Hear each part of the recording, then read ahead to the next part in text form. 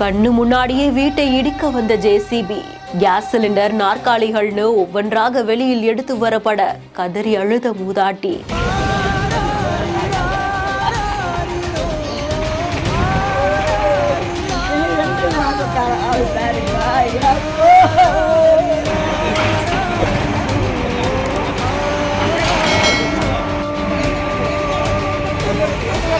உறவுன்னு சொல்லிக்க யாரும் இல்ல, நான் எங்க போவேன்னு அழுதவங்க வீடு இடிக்கப்படும் பொழுது இப்படி பண்ணுவாங்கன்னு யாருமே எதிர்பார்க்கல.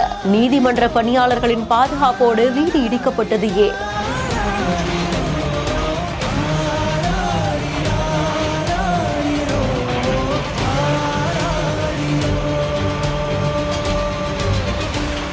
குமரி மாவட்டம் கருங்கல் பகுதியை சேர்ந்த ராஜரத்னம் அப்படின்றவங்க நீதிமன்றத்திலிருந்து ஏலத்துல ஒரு சொத்தை விலைக்கு வாங்கியதா கூறப்படுது. அதே நேரத்துல இந்த சொத்தை அடமானம் வைத்தவங்களும் செல்லத்துறை அப்படின்ற நபருக்கு இதை விற்றதா கூறப்படுது.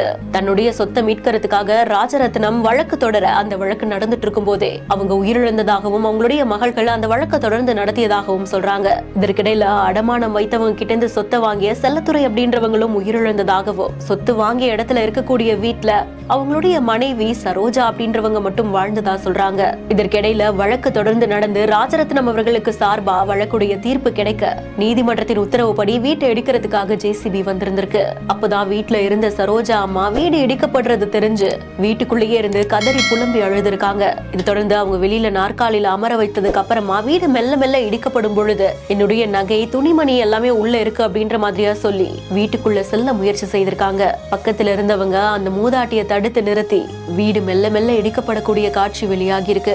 இந்த சம்பவம் அந்த பகுதியில் பெரும் பரபரப்பையும் ஏற்படுத்தி இருக்கு. செய்தி குறித்து உங்களுடைய கருத்துக்களை கமெண்ட் செக்ஷன்ல சொல்லுங்க. மேலும் செய்திகளுக்கு பிஹைண்ட் இட்ஸ் ஃபாலோ பண்ணிக்கோங்க. செய்திகளை வழங்குவோர் let's go holidays, MCR pure cotton club மற்றும் டாக்டர் ஸ்ரீவர்மா வெல்னஸ்.